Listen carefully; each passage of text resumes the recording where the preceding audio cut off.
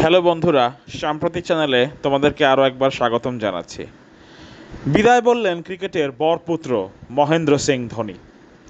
তিনি একাধিকবার তার জাতীয় দল ভারতকে বিশ্বকাপ এবং আইসিসির অনেক ট্রফি এনে দিয়েছেন। বিশ্বজুড়ে তার কোটি কোটি ফ্যান বেসকে দিয়েছেন চোখের শান্তি, কেননা তার যে কোনো ধরনের হেলিকপ্টার শট কিংবা কাভার ড্রাইভ ছিল অত্যন্ত দৃষ্টিনন্দন। এমনকি বিভিন্ন ব্রডকাস্টিং টেলিভিশনগুলো মহেন্দ্র সিং ধোনির এন্ট্রির সময় যে কোনো ধরনের অ্যাড বন্ধ রাখত, কেননা সে সময় চ্যানেলের টিআরপি অর্থাৎ টেলিভিশন রেটিং পয়েন্ট ছিল অত্যাধিক বেশি। জাতীয় দলের আকাশি নীল জার্সিকে বিদায় বলে দিয়েছেন প্রায় অনেক দিন হলো।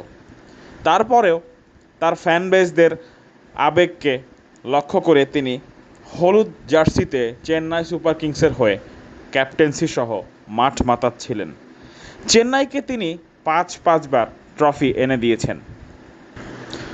প্রতিবারই ক্যাপ্টেন হওয়ার কারণে আইপিএলে যে কমেন্টেটরস থাকেন তারা তাকে জিজ্ঞেস করে যে মাহি, এটাই কি আপনার শেষ আইপিএল হতে যাচ্ছে? অবশ্যই তিনি বলে দেন না, ডেফিনেটলি নট। কিন্তু এবার ঋতুরাজ গায়কোয়াড় ক্যাপ্টেন হওয়ার কারণে এই প্রশ্নটি করার মতো কোনো সুযোগ পাওয়া যায়নি মহেন্দ্র সিং ধোনিকে। কিন্তু এবার 19শে মে বিরাট কোহলির রয়্যাল চ্যালেঞ্জার্স ব্যাঙ্গালুরুর বিপক্ষে হেরে প্লে অফ খেলা নিশ্চিত করতে না পারার কারণে তিনি যে পরিমাণ মর্মাহত হয়েছেন তা দেখে খুব সহজেই বোঝা যাচ্ছে মাহি হয়তোবা আর হলুদ জার্সিটি কখনোই গায়ে জড়াবেন না। কখনোই উইকেটের পেছন থেকে বলারের উদ্দেশ্যে তার মূল্যবান সাজেশন কিংবা টিপস দিতে দেখা যাবে না। কখনোই দেখা যাবে না তার স্পেশাল বড় প্যাড পরে মাঠে নামতে।